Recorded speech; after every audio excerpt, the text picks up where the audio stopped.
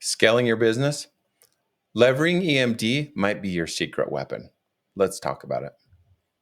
What is EMD in the first place? EMD stands for Earnest Money Deposit. It's also referred to as a good faith deposit. It's the upfront deposit that a buyer makes when going under contract to show that they're serious about a purchase. But what happens if you find a great deal and you're short on cash? That's where EMD funding comes in. EMD funding is short-term, high-speed private money.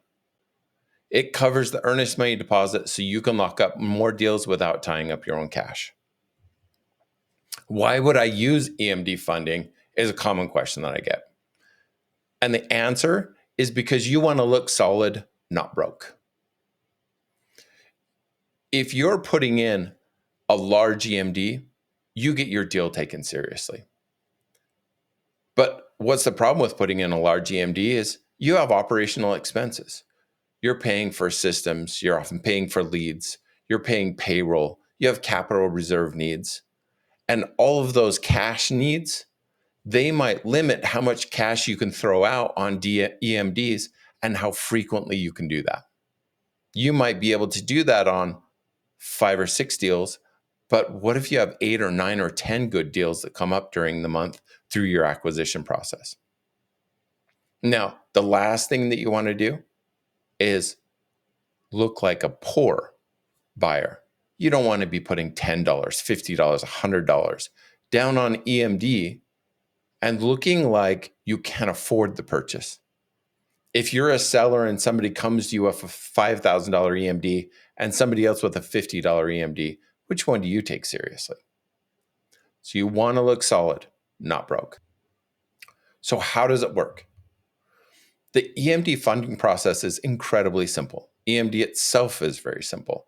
The first thing you do, you throw in your information and your signed purchase and sale agreement into a form online.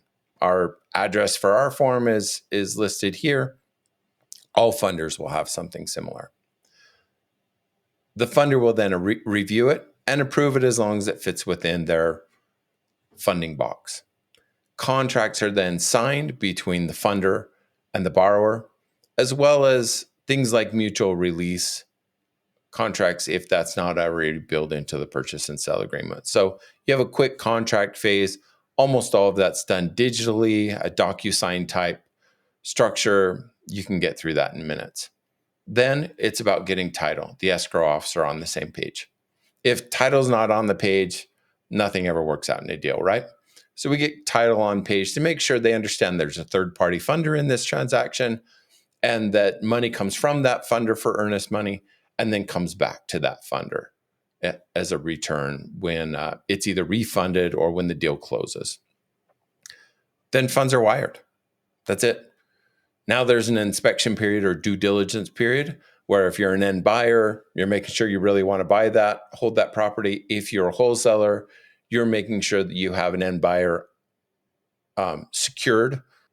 If at the end of that time, you've decided neither of those things are going to work, the inspection period's ending, this isn't really the right deal in the end, you thought it was, it's not, well, then we just have the funds returned, no harm, no foul. If at the end of that, you have secured the closing transaction, you are going to finish this, well, then in addition, at close to our EMD being refunded, then there's a lending fee that gets associated. So we win only when you win.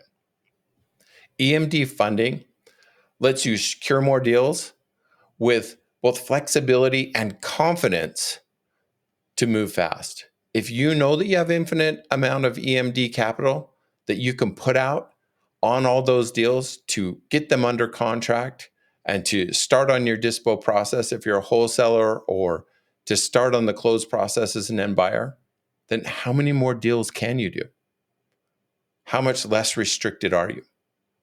This leveraging EMD might be the secret weapon for you. All right, that's it. Quick, clean, easy. Comment below and let me know what's your experience with low EMDs, with high EMDs. Have you worked with a funder before? I'd love to hear about those experiences. I'll talk to you soon. the next thing we'll talk about is double close. Funding on double close might be another secret weapon.